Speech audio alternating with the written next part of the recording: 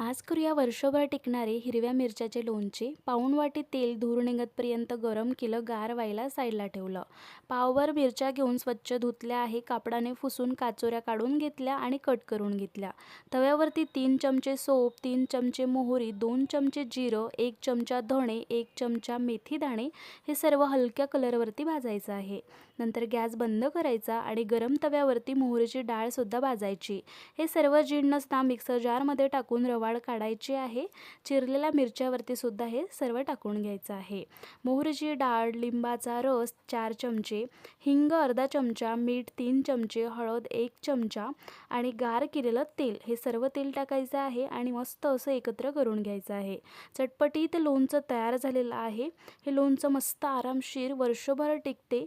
टिप्ससहित आपल्या चॅनलवरती रेसिपी दिली आहे, नक्की पहा. काचेच्या भरडीमध्ये ठेवून वर्षभर लोणचं खाऊ शकता. थँक्यू.